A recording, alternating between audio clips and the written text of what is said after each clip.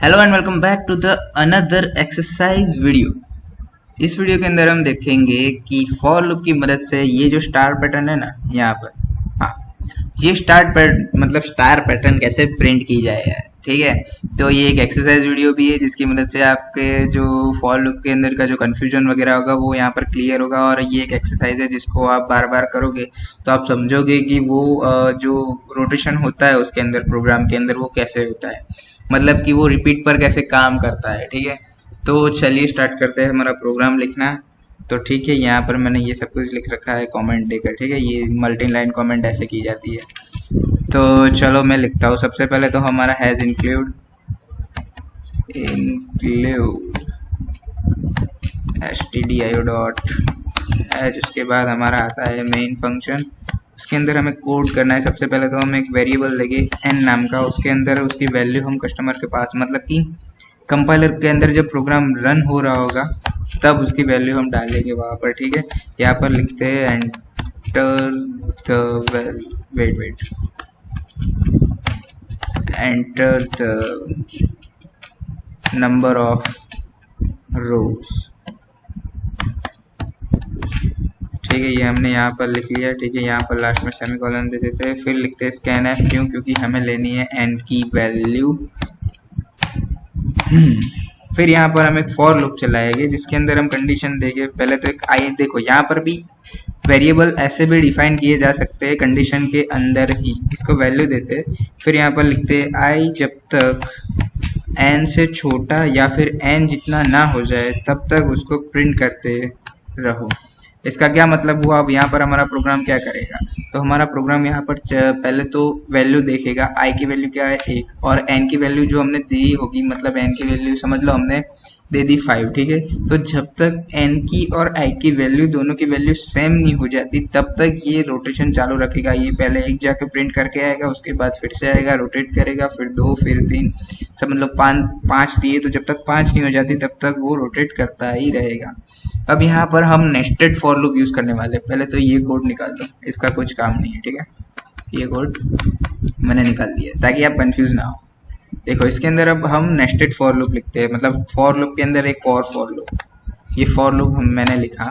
इसके अंदर करना क्या है, हमें एक और वेरिएबल डिक्लेयर करना है, int j is equal to कर देते, सॉरी k लिख दिया मैंने, j इज इक्वल टू 1 करते हैं। उसके बाद j की वैल्यू i के जितनी ना हो जाए तब तक इसको भी रोटेट करवाना है, और यहाँ पर लिख देंगे j plus plus, same method है वही वाली।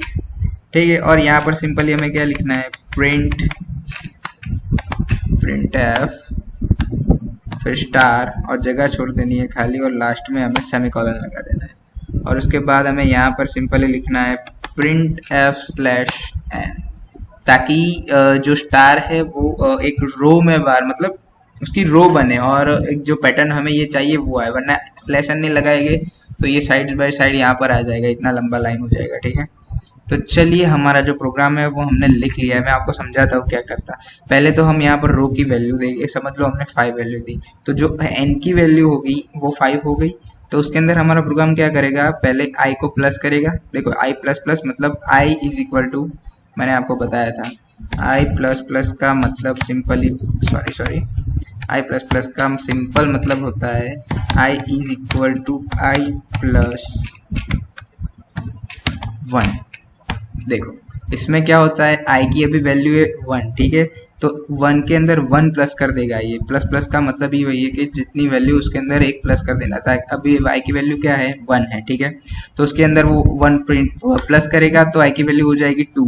तो फिर 2 प्लस 1 करेगा तो 3। जब तक 5 नहीं आ जा, मतलब एन को जो हमने वैल्यू दी है 5 वो नहीं आ जाती, ठीक है, तब तक वो रोटेट करता रहेगा और हमारे स्टार को प्रिंट करता रहेगा। ठीक है, तो चलिए अब हम इसको रन करते हैं। टर्मिनल में जाते हैं, हमारा न्यू टर्मिनल, उसके अंदर हमारी जीसीसी, फिर फाइल का नाम है starwar.c। हमारी a.exe फाइल यहाँ पर क्रिएट हो चुकी है। देखो a.exe फाइल ये रही हमारी। ठीक है, अब इसको हम रन करते हैं, इसको बंद कर देता हूँ। यहाँ पर हम रन करते हैं /a.exe। अब यहाँ पर हमें क्या करना है, हमें हमारा जो रो है उसकी वैल्यू हमें एलोकेट करने में 5 देता हूँ। देखिए ये हमारा प्रोग्राम रन हो गया। यहाँ पर उसने जैसे मैंने आपको समझाया, पहले एक प्रिंट किया, आई की वैल्यू क्या थी 1, तो उसने 1 प्रिंट किया, फिर उसके बाद फिर से गया, उसने लूप चलाया, फिर से उसने देखा आई प्लस वन, 1 प्लस 1 किया तो 2, उसके बाद 3, और एन की वैल्यू क्या थी 5, तो जब तक 5 नहीं आया तब तक उसने प्रिंट किया, मतलब 1, फिर 1 2, फिर 1 2 3, 1 2 3 4, 1 2 3 4 5।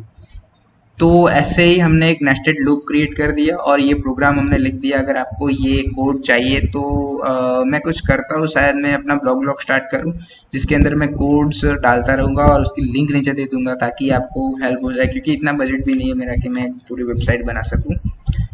अरे ये लैपटॉप ही दूसरे का यूज़ कर रहा हूँ, खुद की क्या बनाऊंगा, ठीक है। तो thank you for watching this video. अगर कोई कंफ्यूजन हो तो कमेंट कर दो या फिर डीएम कर दो इंस्टाग्राम में, ठीक है। तो thank you for watching this video, मिलते हैं नेक्स्ट वीडियो में। लाइक करो, शेयर करो, सब्सक्राइब करो, बाय बाय।